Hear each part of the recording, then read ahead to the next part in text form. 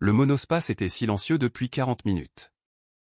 Pas ce genre de silence confortable, mais plutôt celui de personnes qui attendent que quelque chose se passe. Je l'avais remarqué aux alentours de Millau. Nous étions censés descendre vers le sud sur la 75 en direction de Montpellier. Et le trajet s'était bien passé jusque-là. Tolérable, du moins. Maxime était au volant, Hugo sur le siège passager, ma femme sur la rangée du milieu à côté de moi, et sa cousine Chloé à l'arrière avec les bagages.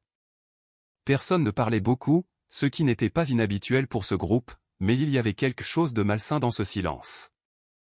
Maxime n'arrêtait pas de regarder dans les rétroviseurs plutôt que la route. Hugo gardait son téléphone face contre son genou.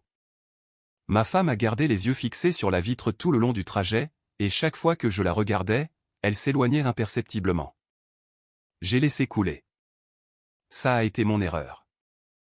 J'avais l'habitude de laisser couler les choses avec sa famille. Tout ce voyage était son idée, qu'elle m'avait vendue comme une remise à zéro. Selon ses propres mots, il voulait nous donner une nouvelle chance. Maxime en particulier, il disait qu'il avait eu tort concernant l'incident à notre mariage et qu'il voulait aller de l'avant. 2 ans de silence entre moi et son frère pour une histoire qu'il avait commencée et qu'il n'avait jamais assumée. Et maintenant, apparemment, il était prêt à arranger les choses. J'ai accepté parce que je pensais que c'est ce qu'on fait quand on essaie de faire fonctionner un mariage. On fait des compromis, même quand ces compromis donnent l'impression de céder un terrain qu'on a durement gagné. Alors j'étais là, à mi-chemin vers Montpellier, dans une voiture pleine de gens qui avaient déjà décidé comment cette journée allait se terminer. Maxime a pris une sortie quelque part après le Kellar. Pas de station-service, pas d'aire de repos, juste un chemin de terre rocailleux quittant l'autoroute pour s'enfoncer dans le vide du plateau du Larzac. Il a dit que la voiture faisait un bruit bizarre et qu'il devait vérifier le châssis. Il a demandé à Hugo de l'aider. Ma femme a dit qu'elle avait besoin d'air. Chloé n'a rien dit. Ils sont tous sortis. Je suis sorti aussi, surtout par habitude. La chaleur a été immédiate, sèche et étouffante, le genre de chaleur qui écrase tout. La route derrière nous avait disparu dans un mirage brumeux. Il n'y avait pas d'ombre, aucune structure, rien dans aucune direction, à part la garrigue, la roche pâle et le soleil qui tapait droit sur nous. Maxime a regardé quelque chose sous le van pendant environ 30 secondes. Puis il s'est levé, a regardé Hugo et a dit « C'est bon ». Ils sont tous remontés. J'étais à environ 3 mètres de la portière passager quand la voiture a commencé à avancer. J'ai cru que c'était une blague. Maxime qui avance de quelques mètres, le genre de truc qu'on fait pour faire chier quelqu'un. J'ai même ri un peu. Puis le van a continué à avancer, encore et encore, et a fait demi-tour pour reprendre l'autoroute. Ma femme ne s'est pas retournée, pas une seule fois. Mon téléphone avait 2% de batterie et aucun réseau. J'avais remarqué la perte de signal quelque part avant Millau et j'avais supposé qu'il reviendrait.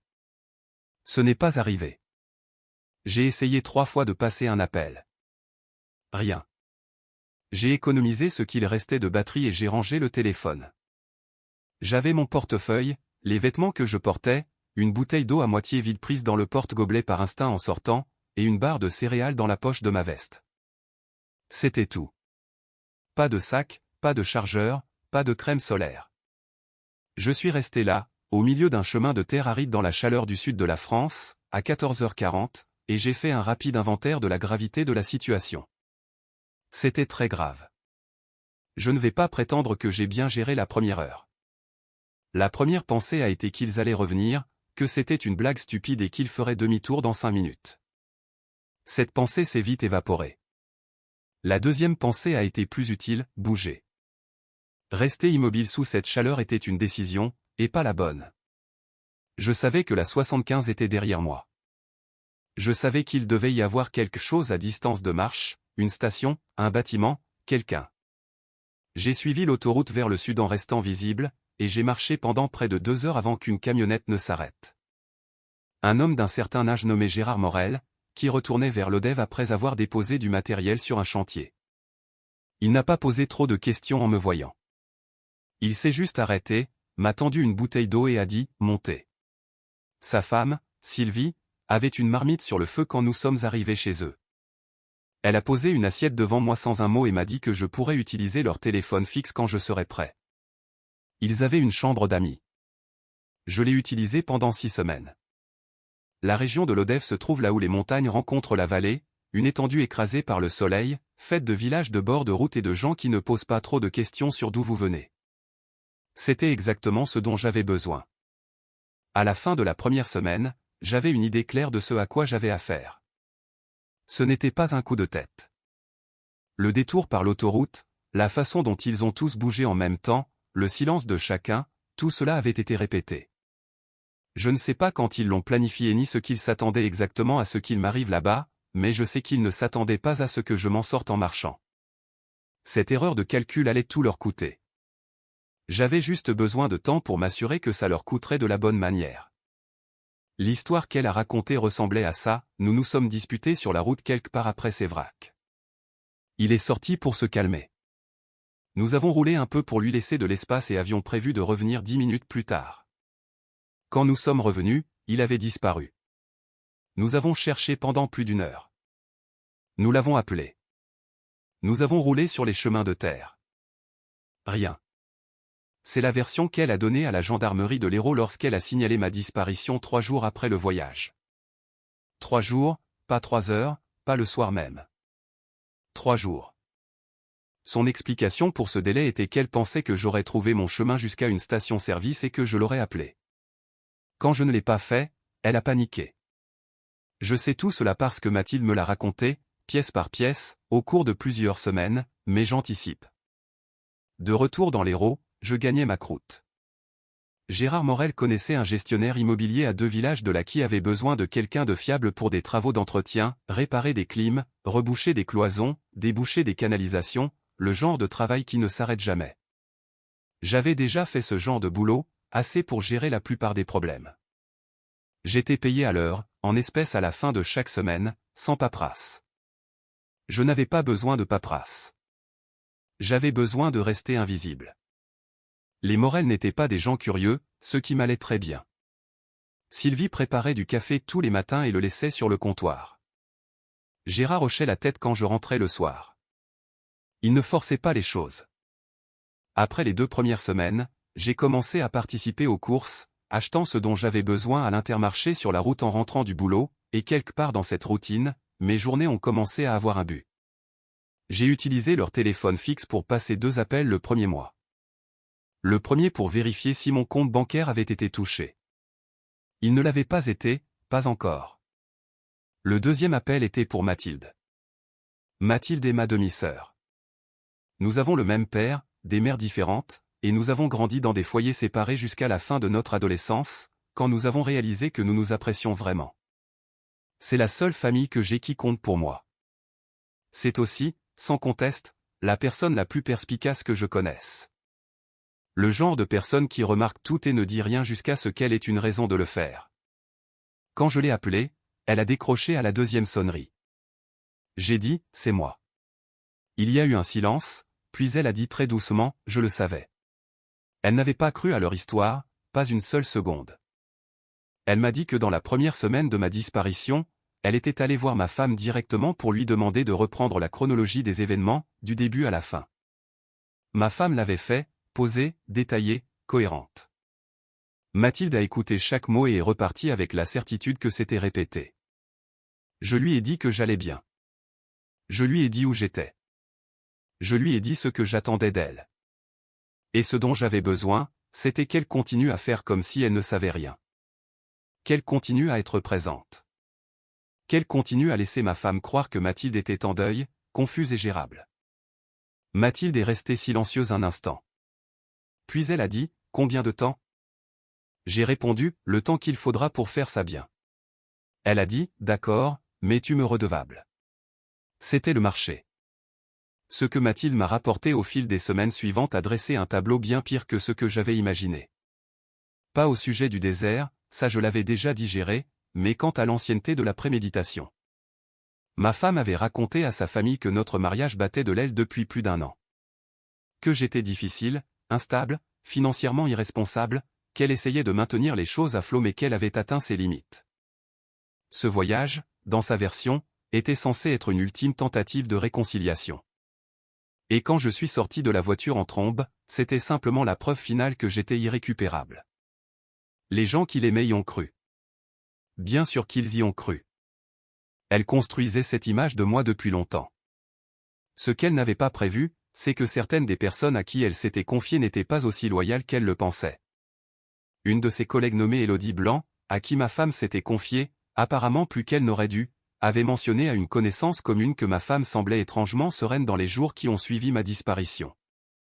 Pas dévastée, sereine, comme quelqu'un qui gère une situation plutôt que quelqu'un qui y survit. Mathilde a noté l'information, l'a mise de côté et a continué. Pendant ce temps, je travaillais.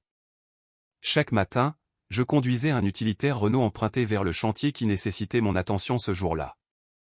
Un chauffe-eau fissuré dans une location près de Clermont-Lérault, un éclairage extérieur cassé dans un petit motel sur la Nationale, le loquet d'un portail dans un garde-meuble à l'extérieur de la ville. Le travail était simple et me permettait de garder le cap. Je ne construisais encore rien. J'essayais juste de rester en un seul morceau pendant que le plan prenait forme. Le soir, je m'asseyais sur la terrasse arrière des Morel et je réfléchissais à la logistique.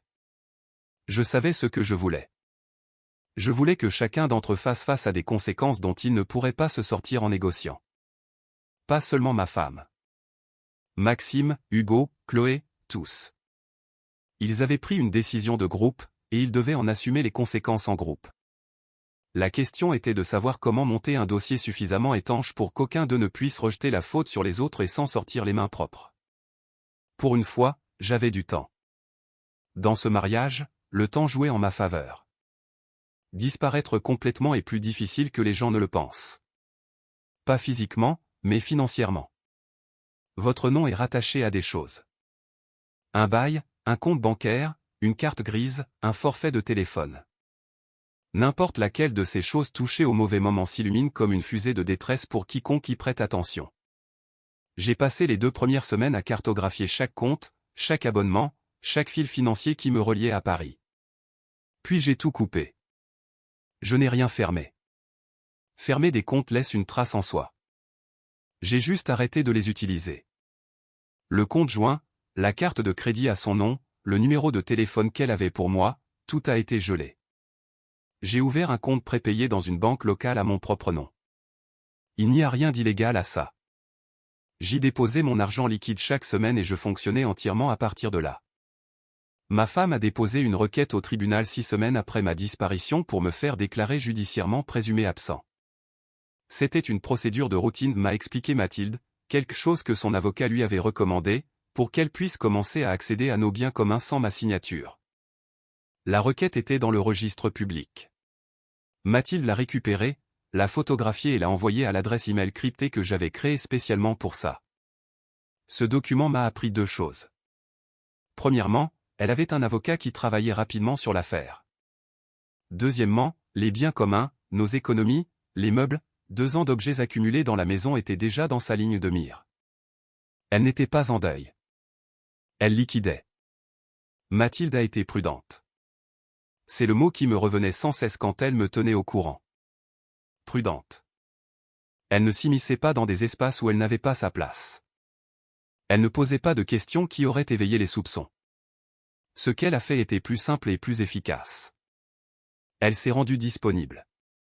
Elle a commencé à se pointer au même marché bio du samedi que ma femme fréquentait près du canal Saint-Martin. Elle envoyait des SMS à ma femme de temps en temps, juste assez pour rester présente sans être intrusive. Elle se présentait comme quelqu'un qui essayait encore d'accepter la situation, qui espérait encore des réponses, qui s'accrochait. Ma femme, qui avait bâti tout son récit sur l'idée que je m'étais simplement volatilisé, a trouvé le chagrin de Mathilde utile. Cela confirmait son histoire, alors elle a gardé Mathilde près d'elle. C'était son erreur.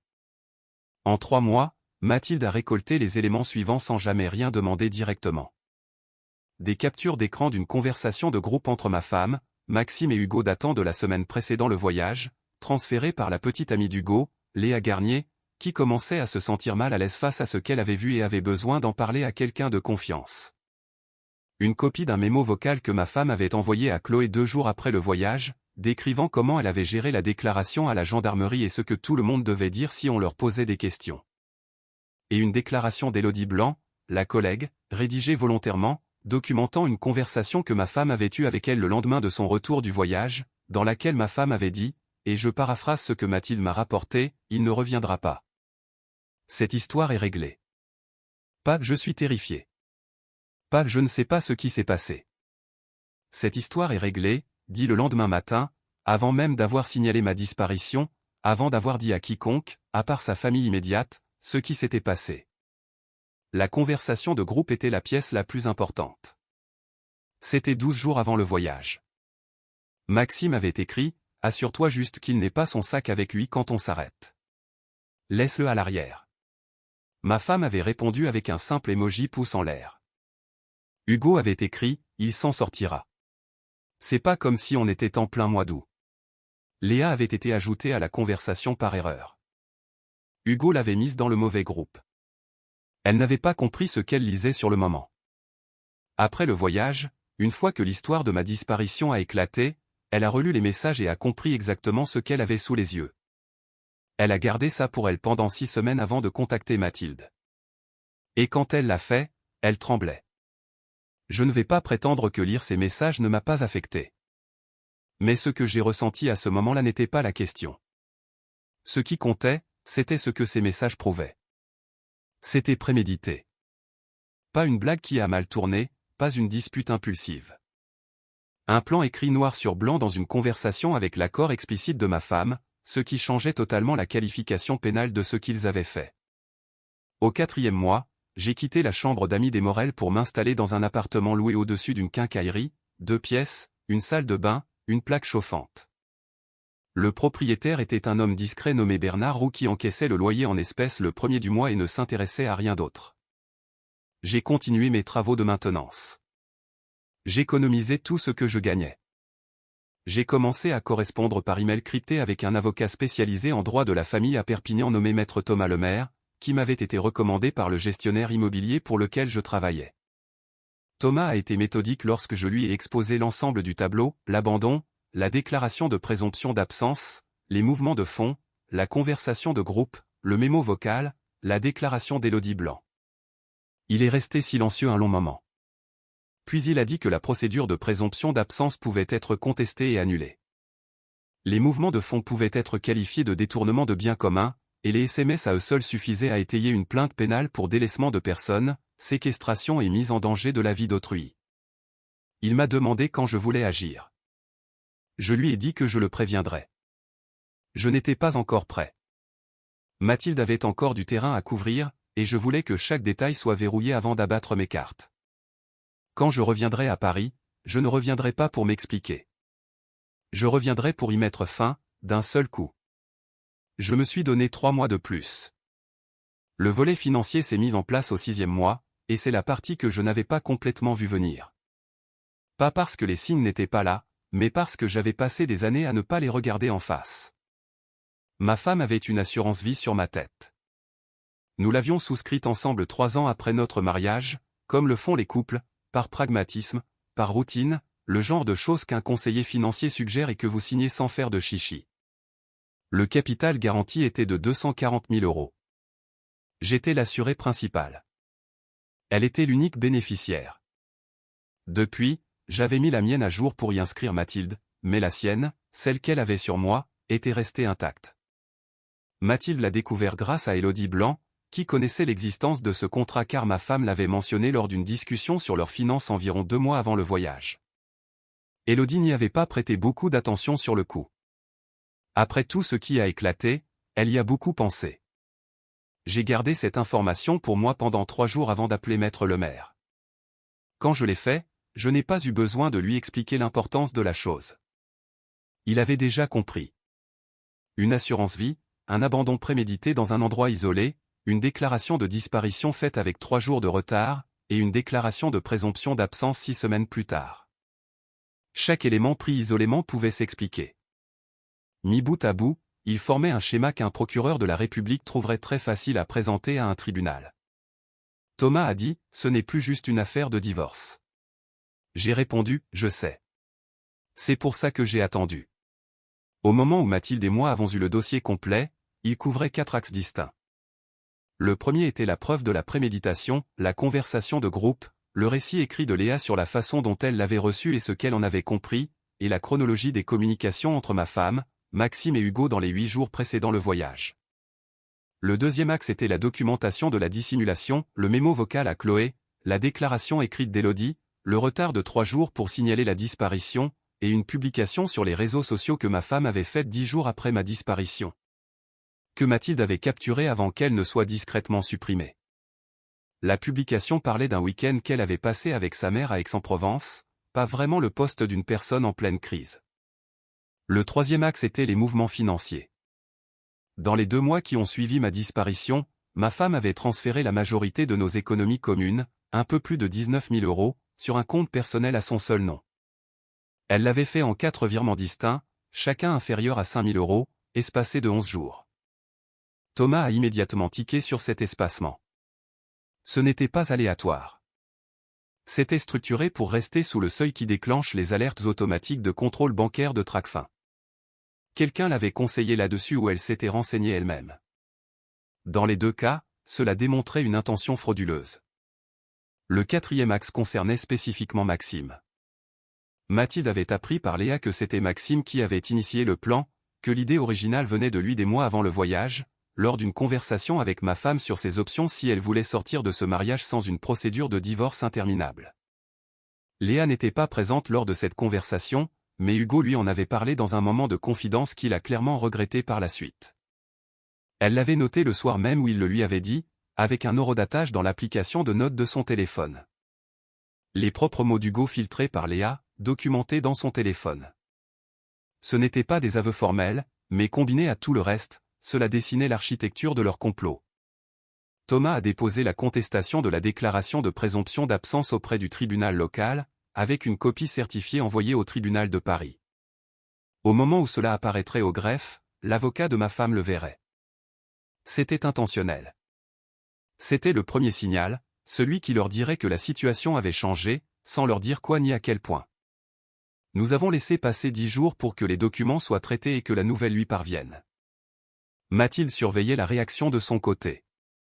Ce qu'elle a rapporté n'était pas la réaction de quelqu'un de soulagé que son mari disparu et refait surface. Ma femme a appelé son avocat 3 fois en 2 jours. Elle a appelé Maxime. Elle a appelé Hugo. Il y a eu un dîner à l'appartement de Maxime auquel Mathilde n'a pas été invitée, ce qui signifiait que c'était le genre de dîner où ils devaient se mettre d'accord sur une version des faits et s'assurer que tout le monde racontait la même. Trop tard pour ça. Thomas s'était coordonné en parallèle avec un avocat pénaliste à Paris nommé Maître Antoine Dubois, qui avait spécifiquement de l'expérience dans les affaires de séquestration et de délaissement. Antoine a examiné le dossier complet et est revenu avec une évaluation claire. La conversation de groupe à elle seule suffisait à ouvrir une enquête pénale. Les transferts financiers ajoutaient le détournement de biens communs à la procédure de divorce. L'assurance vie, combinée à la préméditation documentée, ouvrait la porte à des accusations de mise en danger de la vie d'autrui, ainsi qu'à un chef d'inculpation pour association de malfaiteurs qui pourrait s'appliquer à eux 4 collectivement si le procureur décidait de poursuivre. Antoine a été direct sur un point. La position la plus forte pour tout cela était que je me présente en personne à Paris et que je fasse les dépositions initiales moi-même. Pas par l'intermédiaire d'un représentant, pas à distance. En personne, en entrant dans ce commissariat et en m'asseyant en face d'un officier de la police judiciaire, bien vivant, avec un dossier de documents racontant une histoire dont aucun d'eux ne pourrait se sortir indemne. Il a dit que l'expression sur leur visage quand ils découvriraient que j'étais de retour vaudrait à elle seule le trajet. Je lui ai dit que j'avais déjà prévu quelque chose de mieux qu'un commissariat pour le premier moment où il me reverrait. J'ai pris la route pour Paris un jeudi matin, 11 mois et 9 jours après que Maxime a engagé ce monospace sur l'autoroute sans se retourner. J'ai remonté la 75 vers le nord, passant Millau, la même étendue de paysages arides en sens inverse. Je ne me suis arrêté nulle part près de l'endroit où il m'avait laissé. Il n'y avait aucune raison de s'arrêter. Mathilde m'avait trouvé une sous-location à Ivry-sur-Seine, une chambre dans une maison appartenant à un postier à la retraite nommé Marcel Dupont, qui louait à des locataires discrets et ne posait aucune question sur les emplois du temps. Payé en espèces d'avance, mois par mois. J'ai posé mon sac, pris une douche, me suis changé, et je suis allé directement au cabinet d'Antoine Dubois dans le quartier des affaires. Nous avons passé 2 heures à passer en revue la séquence finale. Chaque document avait déjà été préparé et vérifié, la requête en divorce, la plainte pour organisation frauduleuse d'insolvabilité concernant les 19 000 € transférés, la contestation officielle de la déclaration de présomption d'absence. Et le dossier de plainte au pénal qu'Antoine irait déposer personnellement à la préfecture de police de Paris le lundi matin suivant. Les procédures civiles et pénales étaient conçues pour fonctionner en parallèle, l'une nourrissant l'autre, ne laissant à sa femme ou à son avocat aucune ligne d'attaque propre contre un seul front. Antoine avait également rédigé une lettre officielle à la compagnie d'assurance signalant le contrat et les circonstances, ce qui bloquerait toute réclamation future avant même qu'elle ne puisse être traitée. Cette lettre est partie le vendredi. Au moment où ma femme a su que j'étais de retour en ville, toutes les portes étaient déjà en train de se fermer. L'événement était l'anniversaire de sa mère. Mathilde était au courant depuis 3 semaines. Un dîner dans un restaurant de Saint-Germain-des-Prés, uniquement en famille, le genre de rassemblement où les parents de ma femme, ses frères, Chloé et une poignée de proches seraient tous dans la même pièce en même temps. Mathilde a confirmé la réservation, confirmé l'heure, confirmé que Maxime et Hugo seraient tous les deux là. Je suis arrivé 20 minutes après l'heure de la réservation. Pas trop tôt pour ne pas faire d'esclandre avant que tout le monde ne soit assis, pas trop tard pour ne pas arriver à la fin de la soirée. Mathilde m'avait envoyé un SMS quand la dernière personne était entrée. Je me suis garé à 2 rues de là, j'ai marché et j'ai poussé la porte. Le restaurant était petit, peut-être 10 tables, un éclairage tamisé, le genre d'endroit où le son porte. Leur table était vers le fond. J'ai vu ma femme en premier. Elle était au milieu d'une phrase, légèrement tournée vers sa mère. Puis l'expression de sa mère a changé, ma femme a tourné la tête pour suivre son regard, et sa phrase s'est arrêtée net. Maxime m'a vu une seconde plus tard. Il a posé son verre lentement, comme le fait une personne quand son corps prend une décision que son cerveau n'a pas encore assimilée. Hugo s'est figé complètement. Chloé a baissé les yeux vers la table. Je me suis approché. Personne n'a parlé. La table d'à côté avait remarqué la scène à ce stade. Un couple d'une 50aine d'années qui regardait sans même faire semblant de l'ignorer. J'ai regardé ma femme. Elle a ouvert la bouche et j'ai parlé le premier. Ne dis rien. Juste ces 3 mots. Froidement. Sans aucune agressivité. Il n'y a rien que tu sois sur le point de dire qui changera quoi que ce soit à ce qui est déjà en marche. J'ai posé 4 enveloppes sur la table. Une devant ma femme, une devant Maxime, une devant Hugo, une devant Chloé. Chacune portait leur nom imprimé dessus. Chacune contenait une seule feuille. Une lettre de couverture du cabinet d'Antoine Dubois les informant qu'ils étaient visés par une action au civil et qu'une plainte pénale distincte avait été déposée auprès de la police judiciaire concernant leur implication dans les événements survenus 11 mois plus tôt. La mère de ma femme a dit « Qu'est-ce que c'est que ça ? Qu'est-ce qui se passe ?» J'ai dit « Demandez-leur. » J'ai fait un signe de tête vers Maxime, spécifiquement vers lui. C'est lui qui a suggéré de me laisser dans la garrigue. C'est écrit noir sur blanc. La mâchoire de Maxime s'est crispée. Tu ne sais pas de quoi tu parles. J'ai la conversation, Maxime. 12 jours avant le voyage, c'est toi qui l'as écrit. Elle a répondu. J'ai jeté un coup d'œil à ma femme. La table était plongée dans un silence de mort. Son père dévisageait Maxime. Sa mère avait la main sur la bouche. Mathilde, assise à la table d'à côté, elle était arrivée en avance et s'était placée là, observait toute la scène sans aucune expression. Ma femme a dit, il faut qu'on parle de ça en privé. Non. Je n'ai rien pris. Je n'ai rien laissé. Mon avocat contactera le tien lundi matin. Lisez la lettre avant d'appeler qui que ce soit. Je me suis retourné et je suis sorti. La porte s'est refermée derrière moi et l'air froid de la nuit parisienne m'a frappé au visage. Mathilde m'a envoyé un texto 40 secondes plus tard. 4 mots, son père est parti. Je suis retourné à la voiture. Je suis resté assis un moment, le moteur éteint. La ville bougeait autour de moi comme elle le fait toujours, indifférente, continue, nullement perturbée par le règlement de compte d'un individu en particulier. 11 mois. 11 mois de silence, de travaux d'entretien dans la chaleur écrasante du sud, d'argent liquide, de camionnettes empruntées et d'une plaque chauffante dans une chambre au-dessus d'une quincaillerie. 11 mois à construire quelque chose qu'ils n'avaient absolument pas vu venir. Et j'avais dit tout ce que j'avais à dire en moins de 90 secondes. J'ai démarré le moteur et je suis rentré à Ivry. Il restait encore un chapitre à clore. Son avocat a appelé Antoine le lundi matin, 40 minutes après l'ouverture du cabinet. L'offre était un accord à l'amiable complet. Elle rendait les 19 000 €, renonçait à toute réclamation sur les biens communs, et signait les papiers du divorce sans contestation. En échange, elle voulait que la plainte au pénal soit retirée. Antoine m'a appelé. J'ai dit « non ». L'argent n'a jamais été le but. L'argent était une preuve, et une preuve ne disparaît pas parce que quelqu'un fait un chèque. La police judiciaire a ouvert une enquête officielle dans les 3 semaines suivant le dépôt de la plainte d'Antoine. Le capitaine assigné à l'affaire, une femme méthodique nommée Sophie Martin, a demandé le dossier complet, a interrogé Léa Garnier, a contacté Élodie Blanc, et a ressorti le rapport initial de disparition pour le comparer à la chronologie documentée, le délai de 3 jours, le mémo vocal. La conversation de groupe, les transferts financiers structurés, tout est allé dans son dossier. Maxime a engagé un avocat pénaliste la même semaine. Hugo a fait de même 2 jours plus tard. Chloé, par l'intermédiaire de son propre avocat, a soumis une déclaration prenant ses distances avec la planification et décrivant son rôle comme celui d'une participante passive qui ne connaissait pas toute l'étendue de ce que Maxime avait l'intention de faire. Le capitaine a pris note de la déclaration. Cela n'a pas changé sa position dans l'enquête. Elle était dans la voiture. Elle n'a rien dit. Elle est partie.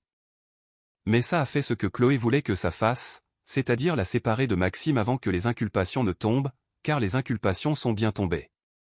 Maxime et Hugo ont été inculpés pour séquestration, délaissement et association de malfaiteurs, des chefs d'accusation déposés par le parquet compétent puisque le crime avait eu lieu dans leur juridiction. Ma femme a été inculpée séparément à Paris pour dénonciation calomnieuse, détournement de biens communs, et un chef d'association de malfaiteurs lié aux preuves de préméditation. Son avocat a négocié durement. Le procureur a riposté. Au final, elle a accepté une procédure de comparution sur reconnaissance préalable de culpabilité, CRPC, qui a abouti à 2 ans de prison avec sursis probatoire, la restitution intégrale des 19 000 € et une inscription permanente à son casier judiciaire. Maxime est allé jusqu'au procès. Il a perdu. 18 mois de prison, condamné à en purger 12 fermes avant d'être éligible à un aménagement de peine. Hugo a plaidé coupable pour obtenir du sursis, des travaux d'intérêt général, et un casier judiciaire qui le suivra à chaque vérification d'antécédents pour le reste de sa vie professionnelle. Aucun d'entre eux n'a rien vu venir. C'est ce qui arrive quand on abandonne quelqu'un dans la garrigue en supposant qu'il ne s'en sortira pas. Le divorce a été prononcé un mercredi après-midi. Je n'y étais pas. Antoine s'est chargé de signer en mon nom.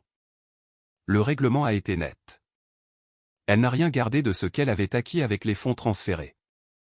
Le solde du compte joint a été restauré et divisé selon les termes initiaux du mariage, et la police d'assurance a été annulée par l'assureur une fois que l'enquête est devenue publique. Elle est repartie avec considérablement moins que ce qu'elle avait prévu et une condamnation pénale qu'elle devra expliquer pendant des années.